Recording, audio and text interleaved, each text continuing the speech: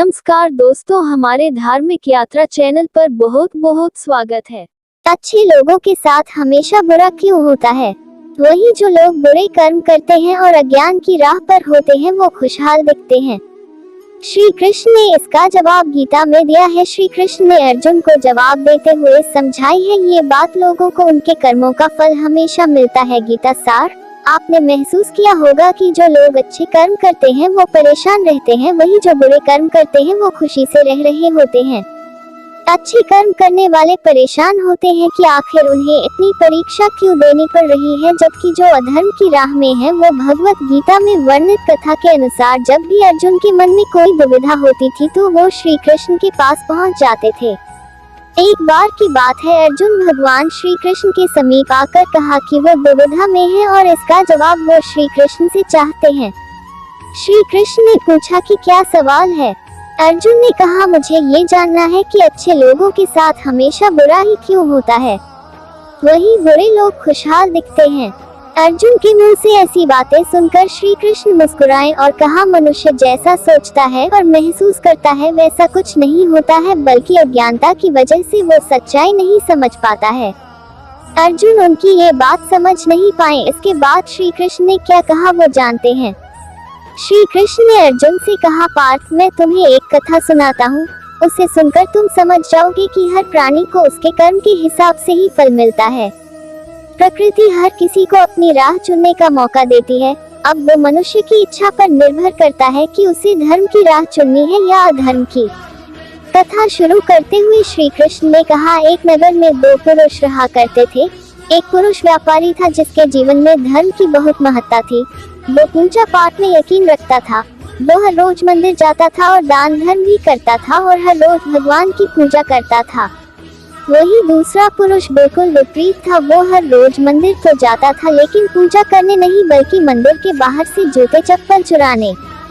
उसे दान और धर्म से कोई लेना देना नहीं था। समय बीतता गया और एक दिन बहुत जोर की बारिश हो रही थी। इस वजह से मंदिर में पुजारी के अलावा कोई नहीं था। ये बात जब दूसरे पुरुष को पता चली तो उसने कहा कि ये सही मौका है मंदिर का धन चुराने का। पंडित से नजर बचाकर उसने मंदिर का सारा धन चुरा लिया। उसी समय धर्म कर्म में विश्वास रखने वाला व्यक्ति भी मंदिर पहुंचा। दुर्भाग्य से मंदिर के पुजारी ने उसे ही चोर समझ लिया और चिल्लाने लगे। वहां लोग एकत्र हो गए और उसे बहुत मारा। किसी तरह वो बचते बचाते वहां से निकला तो दुर्भाग्य ने उसका साथ वहां भी नहीं छोड़ा। मंदिर के बाहर वो एक गाड़ी से टकरा गया और घायल हो गया। फिर वो व्यापारी लंगड़ाते हुए घर जाने लगा तो रास्ते में उसकी मुलाकात उस पुरुष से हुई जिसने मंदिर से धन चुराया था। उसने कहा, आज तो मेरी किस्मत चमक गई, एक साथ इतना सारा धन मिल गया। ये सब देखकर उसे बहुत बुरा लगा और उसने अपने घर से भगवान की सारी तस्वीरें निकाल दी। कुछ सालों बाद दोनों की पुरुषों की मृत्यु हो गई। मरने के बाद जब दोनों यमराज की सभा में पहुंचे और भले पुरुष ने दूसरे व्यक्ति को देखा तो उसे बहुत गुस्सा आया। उसने क्रोधित होकर यमराज से पूछ ही लिया, मैं तो हमेशा अच्छे कर्म करता था, दान में विश्वास रखता था, उसके बदले जीवन भर मुझे अपमान और दर्द ही मिला और इस व्यक्ति को नोटों से भरी पोटली। आखिर ऐसा भेदभाव क्यों? इस पर यमराज ने कहा, पुत्र तुम गलत समझ रहे हो। जिस दिन तुम्हारी गाड़ी से टक्कर हुई थी वो दिन तुम्हारे जीवन का आखिरी दिन था, परंतु तुम्हारे अच्छे कर्मों की वजह से तुम्हारी मौत सिर्फ एक छोटी सी चोट में बदल गई। तुम इस दुष्ट व्यक्ति के बारे में जानना चाहते हो? दरअसल इसके भाग्य में राजयोग था, मगर इसके कुकर्मों और अधर्म की वजह से वो सिर्फ एक छोटी सी धन की पोटली में बदल गया। कथा सुनाने के बाद श्री कृष्ण अर्जुन से कहते हैं, पार्थ क्या अब तुम्हें तुम्हारे सवाल का जवाब मिल गया? ऐसा सोचना कि भगवान तुम्हारे कर्मों को नजरअंदाज कर रहे हैं, ये बिल्कुल भी सत्य नहीं है। भगवान हमें कब क्या किस रूप में दे रहा है मनुष्य को समझ में नहीं आता है, मगर आप अच्छे कर्म करते रहे तो भगवान की कृपा हमेशा बनी रहती है। इसलिए अपने अच्छे कर्मों को बदलना नहीं चाहिए, क्योंकि उसका फल हमें इसी जीवन में मिलता है।